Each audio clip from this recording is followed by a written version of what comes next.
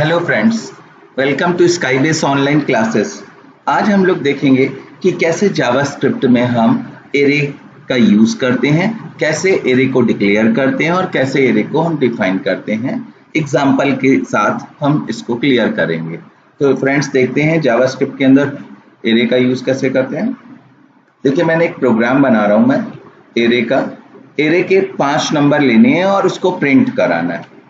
JavaScript के अंदर array से 5 नंबर लेने हैं। तो HTML हेड मैंने लिखा और उसमें मैंने टाइटल डाल दिया यूजिंग एरे और मैंने टाइटल को बंद कर दिया। फिर मैंने हेड को बंद किया, फिर मैंने बॉडी स्टार्ट करी। बॉडी के अंदर मैंने लिखा स्क्रिप्ट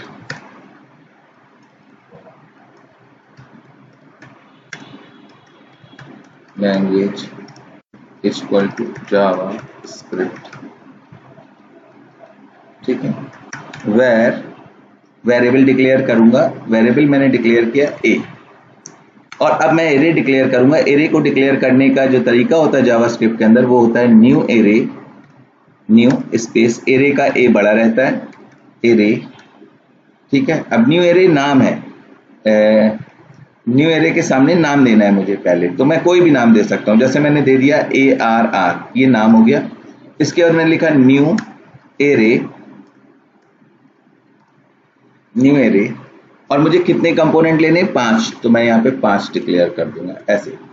देन आफ्टर, इसका मतलब ये हुआ कि एरे ने मेमोरी में 5 का स्पेस कवर किया। अगर हम इस लाइन को इंटरनली देखें, मतलब जो हमें नहीं दिखाई दे रहा, वो पार्ट ये है कि ये लिखते ही 5 लिखते ही एरे ने अंदर ऐसे ARR 0, ARR 1, ARR 2, ARR 3, ARR 4, ये 5 स्पेस कवर कर लिए। चूंकि 0 से काउंटिंग होती है तो 4 पे खत्म होगी। अब ये हमें दिखाई नहीं देती, ये अंदर इस तरह से जाकर मेमोरी में जगह कवर करता है। तो अगर हमने इसको ऐसे शॉर्ट में लिख लिया तो हमें ये अलग अलग लिखने की जरूरत नहीं है। एरे को डिक्लेयर करने के बाद हम एक लूप चलाएंगे जो 0 से 4 तक होगा। फॉर, मैंने a इक्वल टू 0 से चलाया, semicolon a is less than 5 यानी 4 तक चलेगा, एंड a प्लस प्लस। इसके बाद मैंने करना क्या है कि मैंने इसके अंदर लिखा ARR यानी एरे का नाम, डैश, जो a की वैल्यू है वो आती जाए। देखिए अपने आप, अगर a की वैल्यू 0 से 4 तक चलेगी तो a का मान जब ARR a के अंदर आएगा तो 0, अगले चक्कर में 1, 2, 3, 4, यानी वही स्पेसेस मैच कराएगा जो अंदर उसने कवर किए हैं, ताकि उसके अंदर कोई वैल्यू जाए तो उन्हीं एड्रेसेस पे जाए। और इसके अंदर हम यूजर से वैल्यू लेने वाला लाइन लिख देंगे, सिंटैक्स, जैसे parse int prompt please enter the number। ठीक है, इसके बाद हम लोग करने के वाले हैं, इससे 5 वैल्यू ले लेगा। इसके बाद हमें इसको प्रिंट कराना पड़ेगा 5 वैल्यू को। तो सेम लूप हम नीचे फिर से लिखेंगे, for a equal to 0 semicolon a is less than 5, क्योंकि जिस तरह से अंदर वैल्यू गई हैं सेल्स में, उसी तरीके से सेम वैल्यू प्रिंट भी होंगी। तो a प्लस प्लस मैंने ऐसे लूप चला दिया सेम। और अब प्रिंट कराने के लिए मैं इसके अंदर लिखूंगा document dot right ARR a। ठीक है, और मैं साथ में प्लस लगा के BR लगा दूंगा ताकि रिजल्ट जो है लाइन चेंज करते हुए प्रिंट हो। और मैं इस ब्लॉक को भी बंद करूंगा, एंड देन आफ्टर मैं स्क्रिप्ट को बंद करूंगा, फिर मैं बॉडी को बंद करूंगा और फिर मैं HTML को बंद कर दूंगा।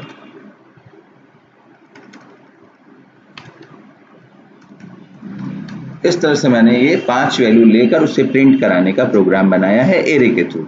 अब मैं इसको सेव कराता हूँ। मैंने इसको सेव कराया, डेस्कटॉप पे मैंने इसको सेव करा दिया, ARR1.html। अब मैं इसको रन कराता हूं, देखिए ये आया है प्रोग्राम, इसको मैं रन कराता हूं। देखिए हमसे वैल्यू मांग रहा है, प्लीज एंटर द नंबर। तो मैंने पहला नंबर डाल दिया, मान लीजिए 4, यानी ARR 0 के अंदर 4 चला गया। दूसरा नंबर से मांगा, मैंने डाल दिया 5, यानी ARR 1 के अंदर चला गया 5। तीसरा नंबर मांगा, मैंने 8 डाल दिया। नंबर मैं कुछ भी डाल सकता हूँ, वैल्यू तो मैं अपनी मर्जी की डाल सकता हूँ। तो ARR 2 के अंदर गया 8। फिर ARR 3 के अंदर से मांगा, मैंने 9 डाल दिया। फिर ARR 4 के अंदर से मांगा, मैंने 1 डाल दिया।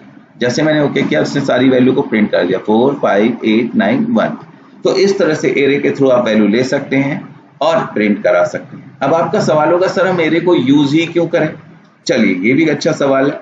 यूज इसलिए करें क्योंकि अगर आपको कल 50 वैल्यू लेनी है तो आप 50 वेरिएबल लेंगे, var a b c d e f, तो ऐसे बहुत टाइम वेस्ट होगा। अगर आप लिख लेंगे ARR न्यू एरे 50, तो 50 का स्पेस मेमोरी में कवर हो जाएगा और 0 से 50 तक लूप चला दीजिएगा, तो इजिली वो यूजर से 50 नंबर ले लेगा। आपकी कोडिंग भी बड़ी नहीं होगी, उतनी बड़ी कोडिंग में ही चेंज हो जाएगा। ठीक है, यानी अगर आपको 50 वैल्यू लेनी है तो आपको बस कुछ नहीं करना। पहले क्या था, यहाँ पे आपको वेरिएबल बढ़ाने पड़ते, अब आपको कुछ नहीं करना, यहाँ पे आपको बस 50 लिखना है और इस लूप को 50 तक लाना है और प्रिंट कराने के लिए इसको भी 50 तक चलाना है। और कल को अगर आपको 500 करना है तो भी आपको कुछ नहीं करना, आपको यहाँ 500 करना है, यहाँ 500 करना है और यहाँ। सोचिए अगर कल को आप सिंपल तरीके से कर रहे होते और आपको 500 वेरिएबल मानने पड़ते तो कितना क्रिटिकल हो जाता प्रोग्राम। तो इसीलिए आपके लिए एरे तब प्रॉफिटेबल होता है जब मेमोरी में आपको ज्यादा स्पेस ऑक्यूपाई करना होता है, यानी ज्यादा जगह आपको कवर करना होता है। चलिए ये तो 5 वैल्यू लेकर प्रिंट कराने का था। अब मैं इसी को कन्वर्ट करता हूं। अगर मैं 5 वैल्यू ले रहा हूं और उनको रिवर्स ऑर्डर में प्रिंट करा रहा हूं, तो ये तो फॉरवर्ड ऑर्डर में था, जैसा डाला वैसे ही प्रिंट हो गया। लेकिन अगर मैं रिवर्स में प्रिंट कराया तो देखिए ऊपर वाला लूप 0 से 5 से कम बार चल रहा है, यानी 4 तक। तो हम नीचे वाले को 4 से चलाएंगे, यानी रिवर्स ऑर्डर में, ताकि वैल्यू 4 जो है वो 1 से बड़ा है और हमें 0 तक चलाना है। तो ये मैंने इसको लिया और मैंने इसको 0 तक चलाया, और जब 4 से 0 तक चलेगा तो माइनस माइनस करेगा और मैं इक्वल टू तक चलाऊंगा, क्योंकि मुझे 0 तक चलाना है। 0 से बड़ा यानी 1 तक नहीं चलाना है, 0 के बराबर तक चलाना है। अब मैं इसको फिर से सेव कराऊंगा और सेव कराने के बाद मैं वापस से जाऊंगा और फिर से इस प्रोग्राम को खोलूंगा। अब देखिए मैं पहली वैल्यू डालने जा रहा हूँ 3, दूसरी वैल्यू डाल रहा हूँ मैं 4, तीसरी डाल रहा हूँ 5, फिर 6, फिर 7। देखिए 7 6 5 4 3, उल्टा रिवर्स ऑर्डर में प्रिंट हो गया। तो ये था रिवर्स ऑर्डर का प्रोग्राम।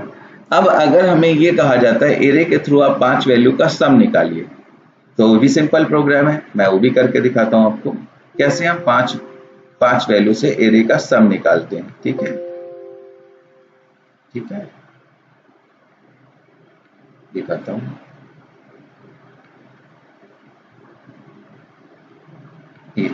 अब मैं नीचे का ये पोर्शन बंद कर देता हूं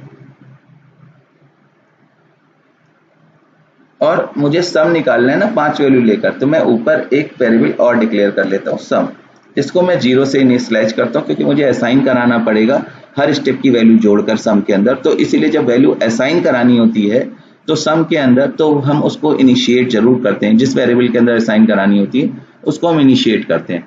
अब इनिशिएट करने के लिए 2 वैल्यू होती है, 0 और 1। 0 से हम तब इनिशिएट करते हैं जब हम सम कर रहे होते हैं, और अगर हमसे कहा जाता है मल्टीप्लाई करना है तो हम सम की जगह कोई दूसरा वेरिएबल लेते हैं जिसको हम 1 से इनिशिएट करते। तो देखिए इसको कैसे करेंगे,